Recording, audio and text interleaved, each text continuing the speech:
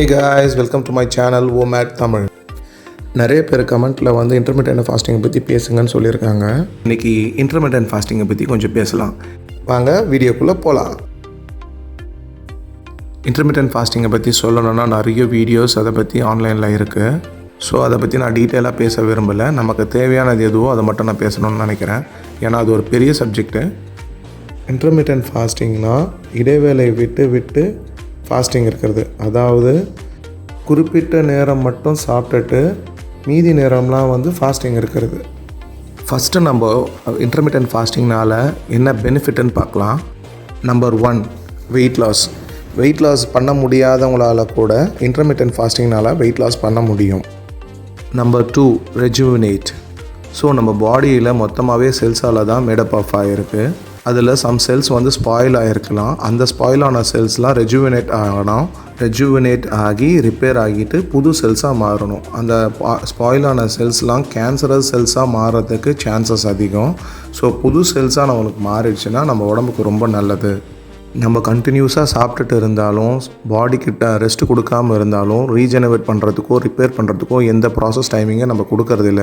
அதனால் ஒரு 14 ஹவர்ஸோ 16 ஹவர்ஸோ நம்ம கேப் கொடுத்தா அந்த டைமில் செல்ஸ் ரிப்பேர் ஆகி உங்களுக்கு நியூ செல்ஸாக உருமாறதுக்கு ரொம்ப சான்சஸ் அதிகம். ஸோ இது ஒரு மெயின் அட்வான்டேஜஸ் இன் இன்டர்மிட்டன்ட் ஃபாஸ்டிங்.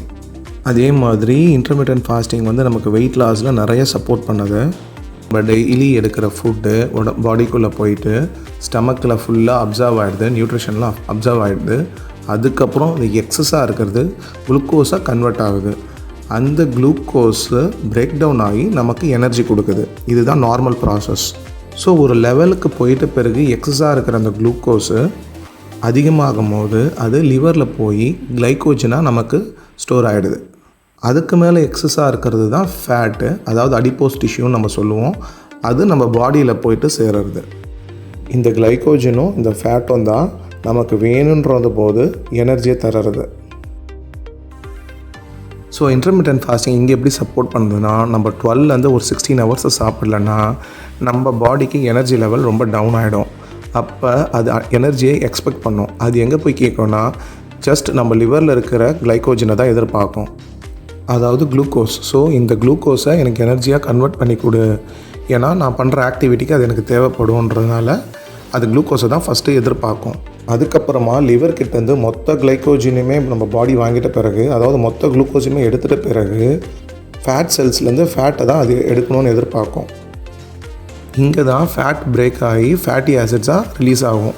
இந்த ஃபேட்டி ஆசிட்ஸ் தான் குளுக்கோஸாக கன்வெர்ட் ஆகி ஃபேட் பர்னிங் ப்ராசஸ் நடக்க ஆரம்பிக்கும். இந்த இடத்துல இருந்து தான் நமக்கு ஃபேட் லாஸே நடக்க ஆரம்பிக்கும் பாடியில். இதுதான் ஒரு normal procedure of a human body in intermittent fasting. அதனால தான் இன்டர்மிட்டன்ட் ஃபாஸ்டிங்கில் 10 to 12 ஹவர்ஸ் ஆல்மோஸ்ட் 16 ஹவர்ஸ் ஆகுது ஃபாஸ்டிங் இருக்க வேண்டியது அவசியமாகுது. ஸோ டைப்ஸ் ஆஃப் ஃபாஸ்டிங்னு பார்த்தா ஃபர்ஸ்ட் 16:8, அதாவது 16 மணி நேரம் ஃபாஸ்டிங் இருந்துட்டு 8 மணி நேரத்துக்குள்ளே சாப்பிட்றது. ஸோ இதுதான் வந்து வேர்ல்டு லெவலில் ரொம்ப பிரபலமான ஃபாஸ்டிங் மெத்தடு, சஸ்டைனபிள் மெத்தடும் இது தான்.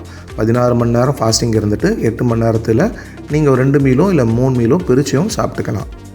ஸோ ஒரு எக்ஸாம்பிள், 10 o'clock வந்து டிஃபன் சாப்பிட்டுட்டு மதியானம் 2 மணிக்கு ஏதாவது ஒரு ஸ்நாக் சாப்பிட்டுட்டு, அதாவது சுண்டலோ பயிரோ வேர்க்கடலையோ பழமோ சாப்பிட்டுட்டு சாயங்காலம் 6 மணிக்கு ஒரு மீல் எடுத்துகிட்டு அவங்க டின்னரை முடிச்சிடலாம். அதாவது அன்னி டே முடிஞ்சிடுச்சு. காலையில் 10 மணிக்கு ஒரு சாப்பாடு, ஈவினிங் 6 மணிக்கு ஒரு சாப்பாடு, நடுவில் சின்னதாக ஒரு ஸ்நாக்ஸு. இதனால் ஹெல்த் பெனிஃபிட்ஸ் ரொம்ப அதிகம். வெயிட் லாஸ் இதில் நல்லா நடக்கும். அது இல்லாமல் இது சஸ்டைனபிள் டயட்டும் கூட. இதை வந்து ஃபீடிங் மதர்ஸு, ப்ரெக்னென்ட் உமனு, அப்புறம் மெடிக்கேஷன்ஸ் எடுக்கிறவங்க, அதாவது மருந்து மாத்திரைங்க எடுக்கிறவங்க, அப்புறம் அண்டர் 18 இருக்கிறவங்க, இவங்க யாரும் வந்து அதை ஃபாலோ பண்ணக்கூடாது. மீதி நல்ல உடல்வாக இருக்கிறவங்க யார் வேணாலும் ஃபாலோ பண்ணலாம். இதை மென் அண்ட் உமன் 2 பேருமே ஃபாலோ பண்ணலாம். ஸோ எடுக்கிற 2 மீலுமே நல்ல ப்ரோட்டீன் கலந்த மீலாக இருக்கணும். அதே சமயம் வெஜிடபிள்ஸு ஃப்ரூட்ஸு ஆட் பண்ணதாக இருக்கணும். எல்லாமே சமம் அளவாக இருக்கணும். ஃபைபர், ப்ரோட்டீன், கார்போஹைட்ரேட்ஸ், அப்புறம் ஃபேட்ஸ், இது எல்லாமே சமம் அளவாக எடுத்துக்கிட்டால் உடல் சீக்கிரமாக குறைய ஆரம்பிக்கும். அதுக்கப்புறம் ஆல்டர்னேட் டே ஃபாஸ்டிங் இருக்குது. அதாவது ஒரு நாள் ஃபுல்லாக சாப்பிடுவாங்க. 1500 1800 கேலரிஸ் சாப்பிடுவாங்க. அடுத்த நாள் வந்து ஒரு 500 கேலரிஸ் சாப்பிடுவாங்க. எக்ஸாம்பிள், திங்கக்கிழமை வந்து 1800 கேலரிஸ் சாப்பிடுவாங்க. டியூஸ்டே வந்து 500 கேலரிஸ் சாப்பிடுவாங்க. திரும்ப வெனஸ்டே வந்து 1800 கேலரிஸில் சாப்பிட்றது. தேர்ஸ்டே வந்து 500 கேலரிஸில் சாப்பிட்றது. இது மோஸ்ட்லி நம்ம ஊரில் யாரும் பண்ணுறதில்ல. இது சஸ்டைனபிளும் இல்லை.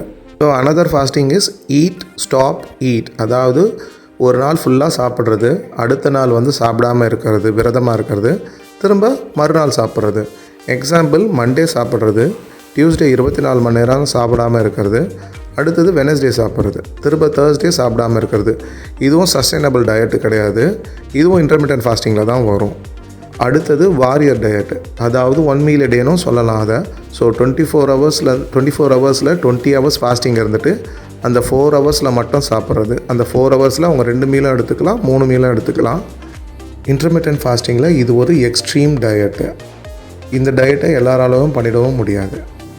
ஸோ காய்ஸ், எனக்கு தெரிஞ்சது வரைக்கும் இன்டர்மிட்டன்ட் ஃபாஸ்டிங்கை பற்றி சொல்லிட்டேன். உங்களுக்கு ஏதாவது டவுட்ஸ் இருந்ததுன்னா நீங்கள் எனக்கு கமெண்ட் பண்ணலாம், அதுக்கு நான் ரெஸ்பாண்ட் பண்ணுறேன். ஸோ இந்த வீடியோ உங்களுக்கு பிடிச்சிருந்ததுன்னா லைக் பண்ணுங்கள், ஷேர் பண்ணுங்கள், சப்ஸ்கிரைப் பண்ணுங்கள். See you guys.